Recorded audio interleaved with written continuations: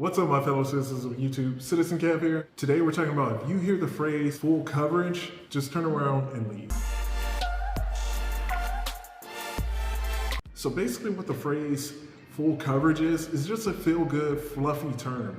In reality, it doesn't have a ton of substance to it. Most of the time, what an insurance agent is saying is that they got you the full gambit of the various pieces of a policy. So meaning you're more than likely going to get your renter's coverage, comp and collision, your basic uninsured, underinsured coverage. Maybe if they're being fancy, they might sprinkle on a little bit of PIP coverage, something of that nature. But in reality, it doesn't mean that you're going to be fully covered regardless of what goes on. One way to think of it is if you were to go to a fast food place, get a combo meal, it comes with, your entree, your two sides, and maybe even a biscuit and a drink. But the problem with that combo meal is it's for one.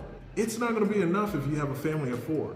That's basically the exact same thing that you get whenever it comes to full coverage. It gives you everything that it may have from a meal standpoint, but it's not going to be enough in case you have an accident, in case you have a claim. It just doesn't suffice. One thing that a lot of people don't know is that basically if you have a wreck and you have full coverage, but your coverage isn't enough, it can be court ordered depending on your state, depending on your area, but it can be court ordered for your wages to be garnished. So basically meaning they're going to be taking money out of your paycheck each time you get paid in order to pay back however much money you went over. So for example, we currently have a client who had a wreck where it was over $37,000. They had the state minimum for Texas, and unfortunately, our state minimum is only $25,000 from a property damage standpoint. So what happened? The judge ordered that their wages be garnished, and they literally had to pay the additional $12,000 out throughout their paycheck period until that was paid off. $12,000 for some of you, that's not a big deal. To me, that's still a lot of money.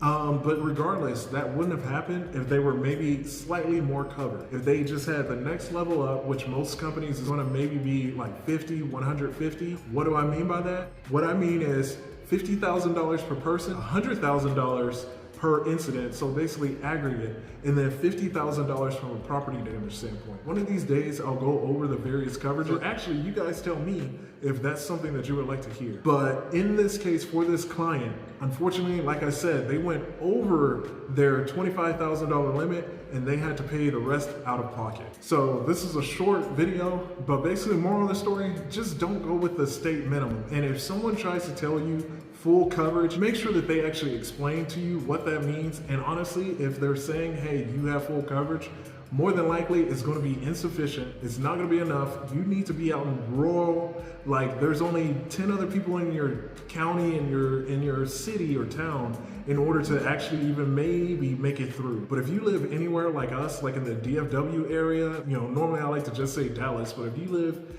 in the whole DFW Metroplex, you should not be going with the state minimum coverage. You're simply putting yourself at risk.